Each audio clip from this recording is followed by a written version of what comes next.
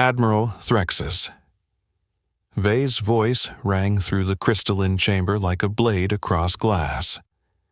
Clean faster, human. These halls carry the footsteps of sovereign blood, not the grime of your pathetic species. Her jeweled hand gestured toward the streaks of water Elias Cade's mop left behind, and the assembled nobles chuckled as if cruelty were their shared language. His twins, Lyra and Orion, shrank against the corner, their mixed features pulling whispers from the alien courtiers who had gathered to watch their father scrub the Salistera Council's floors. Elias didn't flinch. Instead, he tapped the mop's handle lightly against the marble tiles, a small rhythm that echoed across the chamber. To the nobles, it looked like the tired habit of a servant. To him, it was a navigator's pulse, the same steady beat he once used to align a star core's resonance. For the first time, the laughter hesitated. You'll want to see how the moment they mocked him turned into a galaxy-wide reckoning. This is not just a story of humiliation. It's the beginning of an empire forced to face its blindness. Elias straightened, voice calm and steady. Water cleans even star-forged stone, he said, glancing toward his children with quiet assurance. But dirt has a way of returning, no matter how bright the surface looks. He spoke like a man with no stake, yet his tone carried something unshakable that cut through the jeering. Lyra clutched Orion's hand, her dark, human eyes shining with fear, while his faintly glowing alien pupils darted toward the Admiral. They were fragile in this palace of gleaming spires and crystal balconies, their patched tunics a stark contrast against silken gowns. Elias noticed the way Orion bit his lip to keep from crying, and the way Lyra leaned into his leg like a sapling, bracing against a storm. He rested his calloused hand on their shoulders, grounding them with the warmth of a promise unspoken. He would never let the Empire's scorn shatter their innocence. These nobles saw a janitor. His children saw a father who once charted constellations by instinct alone. That was the truth that mattered. Where are you watching from? This is only the first step. They thought he was only a janitor. They were about to learn how wrong they were. The chamber stretched around them like a cathedral carved from starlight, its walls humming with living resonance. Nobles glittered in their jewels, each one a shard of cosmic arrogance. Elias worked methodically, mop sliding over the mirrored floors, but his mind tracked more than dirt. He watched the faint tremor in the harmonic walls, the irregular beat of the star engine beneath them. To the Council, it was imperfection in a floor polish. To him, it was a warning pulse of instability. Admiral Threxus paced in her radiant armor, her voice sharp. It is fitting, is it not? Humanity's place, kneeling before us with a bucket in hand. The Council will witness how far you've fallen. She waved dismissively at Lyra and Orion. And those hybrids? Proof that filth spreads when left unchecked.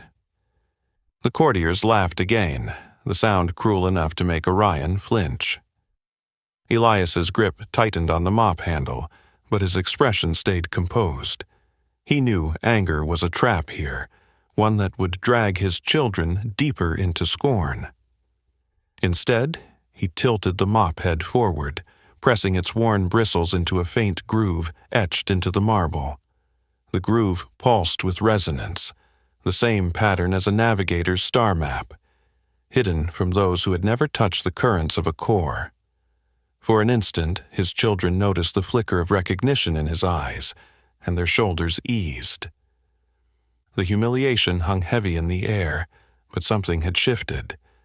An invisible current the nobles could not feel. Elias bent again to his work, letting their laughter roll over him. Each motion of the mop was quiet defiance, each steady breath a refusal to break. In his silence, the twins found courage. Lyra whispered to her brother, "Papa doesn't bend." Orion nodded, their small voices nearly lost in the echoing chamber, but enough to steady Elias's heart.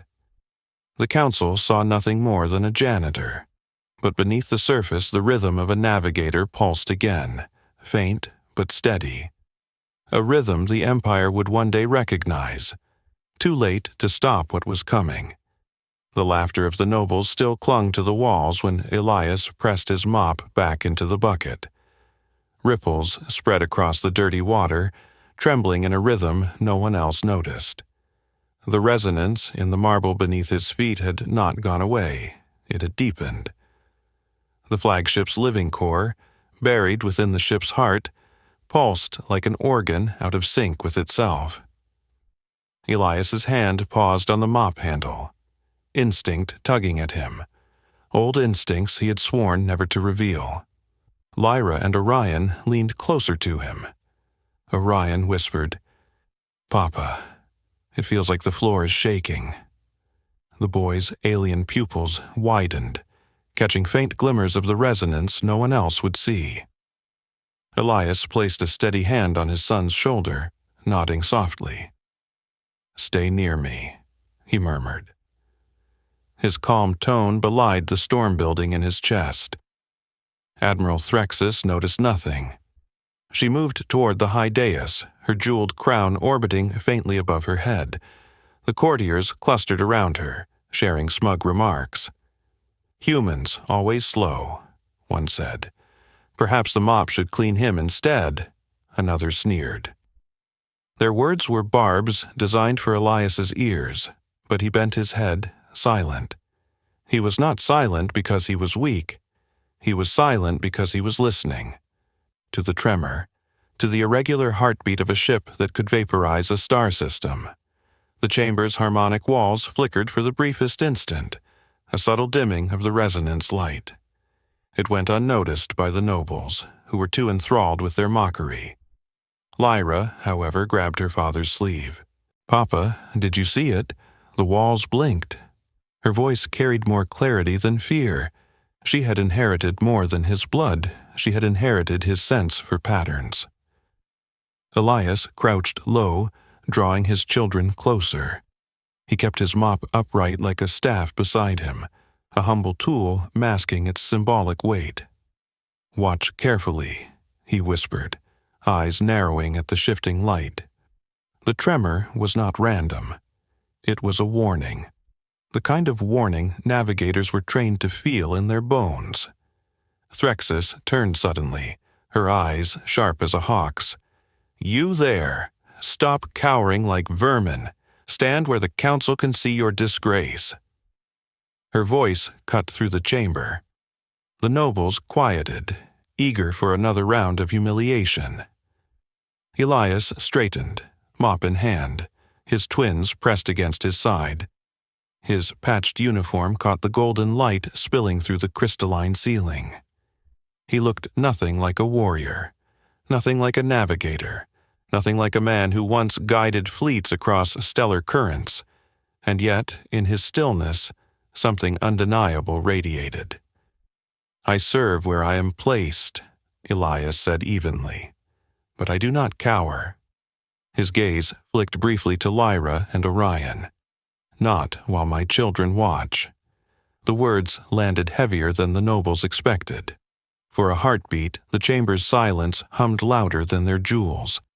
It was not rebellion. It was dignity, and dignity had its own gravity. The resonance in the walls pulsed again, stronger this time, drawing a faint gasp from Lyra. The nobles mistook her reaction for childish fear and snickered. But Elias saw the truth. The flagship's Doomsday core, the weapon they prided themselves on, was beginning to fracture its harmonic balance.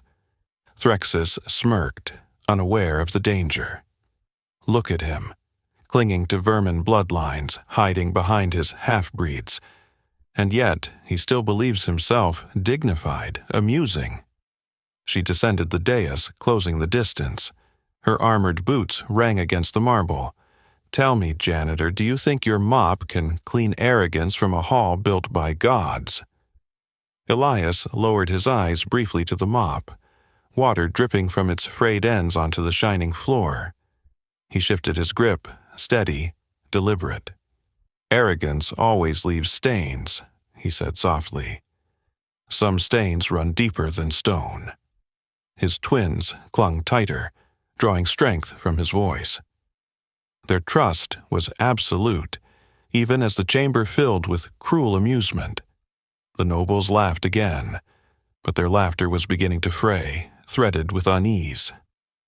Something in Elias's words refused to bend, refused to break, and the faint flicker of the harmonic walls seemed to echo him. The resonance thudded once more, harder now. Orion winced, pressing his small hands to his ears. Elias bent low, murmuring, "It's all right, son. I hear it too." That was when the courtiers finally noticed. A tremor swept across the floor, so subtle most assumed it was in their heads. But the chamber's light dimmed again, this time longer, darker, undeniable. The laughter faltered. Heads turned. Murmurs replaced mockery. Admiral Threxus stiffened. "What is this?" she snapped, glaring at the walls. Elias said nothing, not yet. He would not reveal himself so soon. But inside, he marked the rhythm, the tempo of instability. He knew the sequence, he knew the danger, and he knew that before long these arrogant nobles would have no choice but to face the truth. The janitor they mocked was the only one who could keep their empire from crumbling. For now, he bent once more, mop sliding across the trembling marble. His silence mocked their blindness more than words ever could. The twins pressed close, eyes wide, watching both the walls and their father. To them, he was not a janitor. He was the quiet center in a storm no one else could feel, and soon the storm would break. The mop slid in slow arcs across the trembling marble, but Elias's eyes never left the faint flickers dancing along the chamber walls. The resonance wavered again, stretching longer this time, like a harp string pulled to breaking. Nobles muttered nervously, glancing toward the dais where Admiral Threxus stood stiff and unyielding. She was too proud to show concern, but even she could not deny the sudden shift in the air, the hum of a ship breathing out of rhythm. Elias's twins pressed against him. Lyra's small voice carried a question meant only for him. "Papa, is it sick?" Her word choice pierced him, for she had seen sickness before, when humans were left untreated in the alien wards. He nodded gently, his hand on her shoulder. "Yes," he said quietly, "Monk, but it can be healed." The nobles sneered at the exchange, mistaking it for weakness. "He teaches them delusions," one whispered, "as if a janitor knows the pulse of a ship forged by our ancestors." Their arrogance was armor, shielding them from the truth trembling beneath their feet. Then came the first sound, low, metallic, groaning through the crystalline walls, a chord out of place in the harmony of the flagship. The courtiers gasped, staring upward as light fractured into uneven patterns. The Salistera flagship, the jewel of the Empire, was shuddering like a wounded beast. Admiral Threxus barked an order. "Stabilizers, report. What is happening to my ship?" Her voice thundered across the chamber, but the guards and attendants had no answers. Engineers scrambled from the side doors, their elaborate robes snagging as they ran toward the consoles built into the walls. Fingers danced across glyphs, but panic sharpened their motions. Elias stood still, mop upright like a staff. The twins clung to his legs, watching as nobles shifted from mockery to unease. The tremor he had tracked for minutes was now undeniable. He breathed slowly, steady as stone, but his heart pressed hard against his chest. He had promised never to reveal what he once was. But if the flagship's Doomsday core failed, no promise would matter, not to him, not to his children, not to the Empire. One of the engineers shouted, "Resonance decay! The harmonic lattice is destabilizing!" His voice cracked with terror. "If it collapses, the cannon will—" He cut himself off, but everyone knew. The Celestara's weapon was powerful enough to fracture moons. If it failed within the ship, it would annihilate everything in its path. Gasps rippled through the chamber. Nobles clutched their jeweled collars, their arrogance dissolving into fear. Admiral Threxus's jaw tightened. She turned, glaring at Elias as though his presence were somehow to blame. "Even your filth carries misfortune," she hissed. Elias's grip on the mop tightened, but he didn't rise to her bait. He lowered his eyes, feigning submission, while inside he traced the pattern of the resonance. Every navigator learned to hear the song of a core, to feel the dissonance that signaled collapse, and the mop, with its metal spine and simple conductivity, was enough to channel a stabilizing pulse, if one knew how. Lyra tugged his sleeve, whispering, "Papa, you know this sound." Her eyes were wide with trust, not accusation. Orion nodded beside her, as though he too recognized his father's quiet strength. He bent toward them, murmuring low enough for only them to hear, "I do, but they must ask before I answer." His words carried weight. The navigator code was one of dignity. Never reveal, never force, only respond when arrogance collapsed under its own weight. The chamber shook again, harder this time. Fractures spread through the harmonic light, spiderwebs crawling across the ceiling. Nobles screamed and shoved each other, scrambling toward the exits. Guards barred the doors, unwilling to let chaos spill into the rest of the vessel. The council chamber became a cage of fear. Admiral Threxus roared orders, but her voice could not calm the storm. Her jewels shimmered with each tremor, mocking her hollow authority. She glared at Elias again, hatred burning in her eyes. "Stand aside, Janitor, this is beyond you." He raised his gaze for the first time, meeting hers without flinching. "Beyond me?" His voice was soft, steady, but it carried across the chamber. "You mistake silence for ignorance." The courtiers froze. The janitor had spoken differently now, not meekly, not submissively. His tone carried authority, an echo of something ancient. A murmur spread, whispers, "Did you hear him?" That voice, like a navigator's. The reputation leak had begun. A guard frowned, glancing at the admiral. "Navigator?" he muttered, uncertain, but loud enough to ripple further. Another noble hissed, "Impossible. Those bloodlines were lost." But their disbelief only fed the tension, for the resonance above them threatened to rip the chamber apart. Elias stepped forward, mop in hand.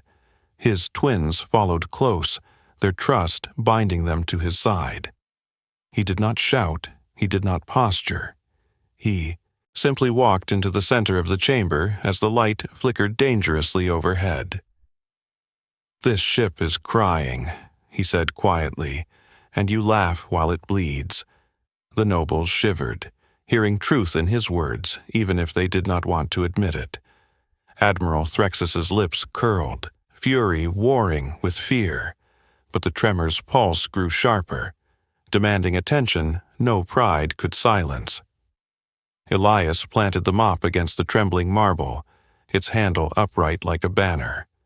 The sound it made, metal against resonance, sent a shiver through the chamber. "You may call me filth," he said, voice low but unyielding, "but I was navigator before you were ever admiral." The silence that followed was absolute. Every noble, every guard, even Threxus herself, stared at him as though he had split the chamber with lightning. And in that silence, the walls groaned again, daring them to ignore the only man who could save them. The chamber hung in silence after Elias's words. His mop stood upright on the marble floor like a banner planted in defiance. For a moment, even the resonance stilled, as though the flagship itself had paused to acknowledge the claim. The nobles stared, their jeweled faces pale, caught between disbelief and the primal fear of a ship tearing itself apart. Admiral Threxus broke the silence with a scoff, though her voice wavered at the edges. Lies. The navigator caste is gone, extinguished with the fall of their worlds. You are nothing but a cleaner of floors. She spat the word as if the sound alone would restore her dominance. Elias didn't flinch. His children pressed close, Lyra clutching his sleeve, Orion gripping the mop as if it were a lifeline. Their small, steady presence grounded him more than any rank ever had. He spoke quietly, but his tone cut through the chamber. A cleaner still knows the difference between filth and foundation, and this ship's foundation is breaking. As if to punctuate his words, the resonance tremored violently. The walls flared bright, then dimmed in jagged pulses. A deep rumble shook the dais, throwing courtiers off balance. One noble screamed, another fainted. Engineers scrambled, their hands moving frantically across glowing glyphs, but every attempt to stabilize the lattice collapsed into sparks. A guard whispered, "He knew before anyone else." The whisper spread, growing into murmurs. Reputation leaked further, no longer confined to Elias's quiet claim. Threxus spun on the engineers. "Fix it," she roared. "The council will not be made a spectacle." Her crown flickered as the resonance scrambled the chamber's harmonics. Elias stepped forward, his mop tapping the floor in measured beats. "They cannot fix it," he said, voice calm but resonant. "Not with glyphs, not with arrogance. The lattice listens only to those who can hear it." Threxus whirled on him, eyes blazing. "And you expect me to believe you can?" She laughed, sharp and brittle. "A man who reeks of sweat and detergent."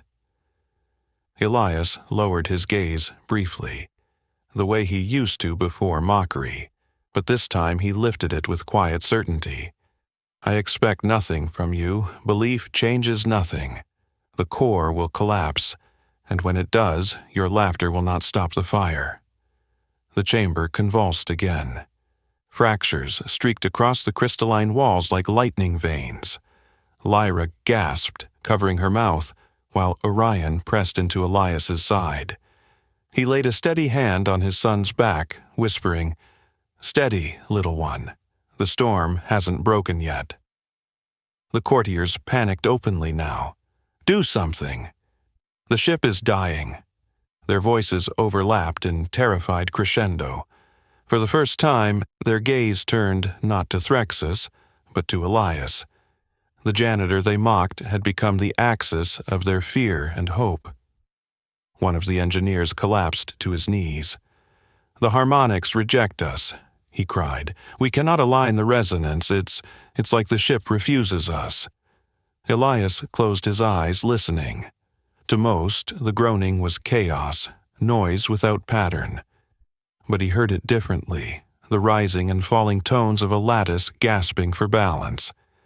The old navigator training stirred in his blood, aligning with the rhythm. He inhaled, slow and deep, syncing his heartbeat with the pulse. Threxus saw the shift and spat in rage.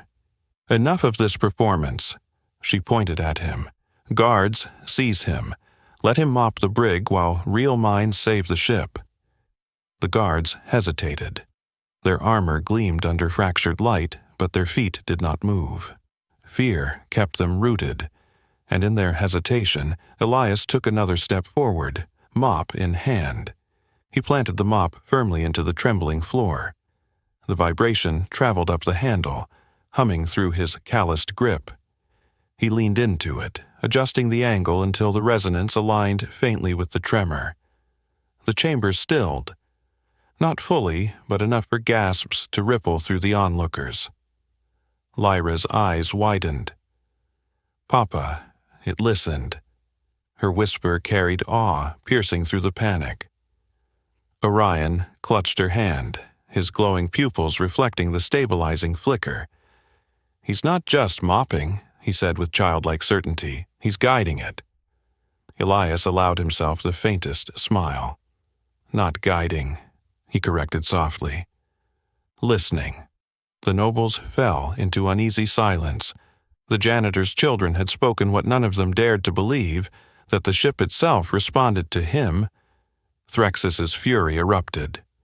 "This is trickery," she shouted, her voice desperate now. "A human cannot command what our ancestors forged." She advanced toward him, her armor blazing, but the tremor surged again, throwing her off balance. The resonance pulsed as if rejecting her authority. Elias did not move. He stood firm, mop grounded, children at his side. In that stillness, dignity radiated brighter than jewels. He looked at the trembling nobles, then at the guards, frozen in hesitation. "This ship doesn't care for crowns," he said quietly. "It cares for balance, that is all." The chamber rang with his words. No one laughed this time. Fear and awe mingled in their silence. For the first time, Admiral Threxus faltered. Her pride burned, but even she could not ignore the evidence trembling beneath her feet. Her eyes darted between the fracturing ceiling and the man she had called filth. Elias pressed the mop harder into the marble, sinking his breath with the resonance. The fractures slowed, the light steadied. Not fixed, not yet, but stabilized long enough for every soul in the chamber to understand. The janitor held the ship in his hands. The chamber's silence pressed heavier than the tremors themselves. Every noble eye fixed on Elias, the man they had scorned, now holding his mop like a staff that kept the flagship from splitting apart. The resonance still pulsed unevenly, but its rhythm slowed under his steady hand. Fear began to transform into something else, uneasy recognition. Admiral Threxus staggered back into her place on the dais, her crown orbiting shakily above her head. Her jaw tightened. This is coincidence," she snarled, forcing authority into her trembling voice. "The ship falters and a human pretends to command it. Do not be deceived." But the courtier's murmurs betrayed her words. He steadied it. The lattice answered him. Could he truly be navigator? The whispers spiraled, feeding on the evidence their eyes could not deny. Lyra clung to Elias's sleeve. "Papa, they're listening now." Her voice was hushed, innocent, but it struck with the weight of prophecy. Orion's gaze gleamed with quiet pride, the reflection of the harmonic glow dancing in his alien-tinted pupils. Elias kept his focus on the floor beneath him, breathing in rhythm with the resonance. "Not enough," he murmured under his breath. "It's only held for a moment. The core still bleeds." The engineers scrambled again, desperation twisting their motions. They glanced at Elias now, their arrogance cracked. One knelt, bowing his head. "If you truly can guide it, show us. We cannot stop the decay." The chamber gasped. A noble bowing to a janitor was unthinkable, yet here it was. The ripple of disbelief spread, stronger than any tremor. Threxus roared, her fury bursting. "On your feet, fool, you disgrace your caste." She turned her wrath on Elias. "And you, don't mistake their panic for legitimacy. You are still filth, nothing more." Elias finally lifted his gaze, meeting hers directly. His voice remained calm, but it carried iron. "Filth does not steady star cores. Filth does not keep your palace from collapsing. If you refuse to see, then you choose blindness." The tremor surged again, shaking the chamber violently. Crystals cracked overhead, shards raining down. A noble shrieked as a shard grazed his shoulder. Panic threatened to break the crowd into chaos. Elias acted. He pressed the mop harder, tilting the handle at a precise angle. His breath synced with the pulse, his heart drumming in perfect alignment. The resonance slowed once more, stabilizing enough to halt the falling shards.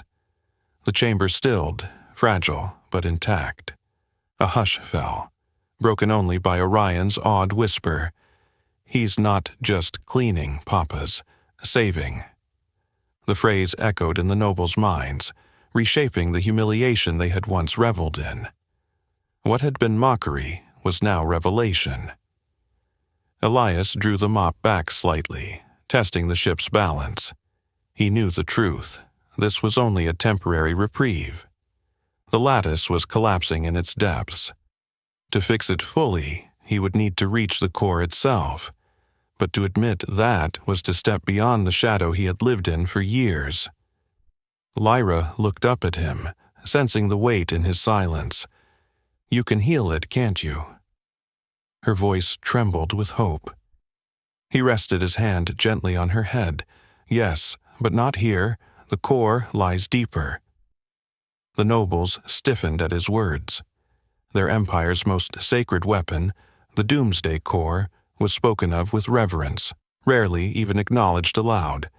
And this man, this janitor, spoke of it as if it were an injured child he had once cradled. One of the guards muttered, "If he can reach the core, perhaps he can stop it." The murmurs swelled into clashing voices. "We cannot trust him." But he steadied it. "If the core collapses, we all die." Fear battled pride in every whisper. Admiral Threxus slammed her fist against the dais, silencing the chamber. "Enough! I will not yield to superstition. This human is no navigator. He is a fraud who mimics patterns." Her eyes seared into Elias. "Step back, or I'll see your children thrown into the void for treason." Lyra gasped, clutching her father tighter. Orion whimpered, burying his face in Elias's side. The chamber recoiled at the cruelty of the threat, murmurs turning sharper. Threxus's words struck not just at Elias but at the children. Innocence mocked for their blood. Sympathy ignited, spreading like a fire through the crowd. Elias's calm deepened. He stroked Orion's hair, soothing his son's fear. Then he lifted his gaze, voice steady as stone. "You can throw us into the void, but the core will still collapse, and when it does, no crown, no jewel, no throne will survive." The nobles shivered, recognizing the unvarnished truth. Even Threxus faltered, though pride held her lips shut. The chamber's resonance thrummed louder, a groan of a ship nearing its breaking point. Elias angled the mop again, buying them all a sliver of time. He raised his voice not in a shout, but in calm command. "Decide now. Keep mocking the janitor, or let me guide your weapon before it becomes your coffin." For the first time, the chamber leaned toward him, not away. The chamber held its breath, the resonance trembling like the heartbeat of a dying beast. Elias stood in the center, mop angled against the marble floor, his children clinging to his side. His words lingered in the air, "Your weapon or your coffin." Every noble eye fixed on him, fear pulling them where pride resisted. Admiral Threxus's lips curled, fury battling against the terror she could no longer disguise. She opened her mouth to condemn him again, but another violent shudder ripped through the chamber. The crystalline walls screamed, light shattering in jagged patterns across the floor. Gasps rose as nobles fell to their knees, shielding themselves from the shards. It was enough. Their arrogance cracked with the glass. A trembling noble shouted, "Let him through! For the stars' sake, let him through!" Another voice echoed, "Navigator, navigator!" The murmur became a wave, the council itself turning toward the man they had mocked. Threxus roared over the noise, "Silence! He is nothing!" But even her guards shifted uneasily, their armor rattling with the tremors. One dared to step forward, bowing his head slightly toward Elias. "If there is a chance, Guide us." Elias looked to his children first. Lyra's eyes shone with both fear and trust. Orion clutched the mop handle with him, his small hand steady despite the chaos. Elias bent briefly, his voice low for them alone. "Stay close. Whatever happens, remember, we are not less than anyone here." He rose, stepping toward the sealed doors that led deeper into the flagship. The crowd parted, nobles stumbling aside. His patched uniform brushed against silken robes, his bucket squeaking softly on the fractured floor. Every sound was magnified, each step a reversal of years of humiliation. Threxis moved to block him, but the floor itself convulsed, forcing her back. The resonance rejected her arrogance, her crown flickering like a dying star. Elias's calm voice carried through the chamber. "You cannot command what you refuse to hear." The words struck deeper than any blade. For the first time, Threxis faltered, her authority collapsing under the weight of truth. Elias reached the console at the chamber's edge, where the lattice's glow fractured in chaotic pulses. He planted his mop against the surface, its metal spine vibrating as it met the resonance. Closing his eyes, he breathed in rhythm, sinking his heart to the pulse. Slowly, deliberately, he leaned into the pattern. The ship answered. The tremors slowed, light harmonizing into steady waves. The fractures sealed, threads of brilliance weaving across the ceiling like constellations reforming. The council chamber glowed, not with arrogance but with the pulse of survival. Gasps turned to silence, silence to awe. Lyra whispered, "Papa, it's beautiful." Her words carried across the chamber, disarming even the hardest noble hearts. Orion nodded fiercely, clutching his father's leg as if to anchor him there forever. Elias opened his eyes, the mop still resonating with the cores. "The lattice is healed for now," he said softly. "But remember this. Balance does not serve crowns or titles. It serves only those who listen." The nobles bowed their heads, shame heavy on their jeweled shoulders. The guards lowered their weapons, their loyalty shaken, and Admiral Threxis, face pale beneath her radiant helm, could no longer speak. Pride chained her tongue, but silence itself was her defeat. The reversal was complete.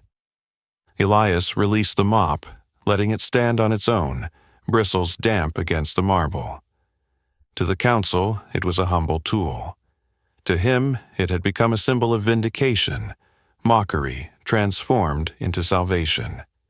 He turned back to his children, kneeling to meet their eyes. "It's done," he whispered, pulling them close. Lyra leaned into him, Orion's small arms clutching his neck. They were safe. Safe, and no longer invisible. Around them, the Empire's hierarchy trembled. Nobles whispered of dignity, of humility, of a human who steadied their mightiest weapon with nothing but a mop. Word would spread beyond the chamber, beyond the palace, across worlds. The janitor they scorned had reshaped how an empire saw itself. Elias rose, children at his side. He did not bow to the council, he did not seek their favor. He walked back across the chamber with the same quiet steps he had entered with, but now every eye followed him, not with scorn, but with awe. At the doors he paused. Without looking back, he spoke the final words they would remember long after jewels had dulled and crowns had tarnished. "Balance remembers, and so will you." The doors opened, light spilling through, and Elias walked out with his children, dignity restored. They mocked a janitor and watched a navigator rise. They threatened his children and saw them shielded by the strength of his legacy. And in the end, even an admiral bowed, if not in body, then in silence. The galaxy would remember. If you want more stories of hidden strength and cosmic vindication, hit subscribe right now. Share your story in the comments and tell me, where are you watching from?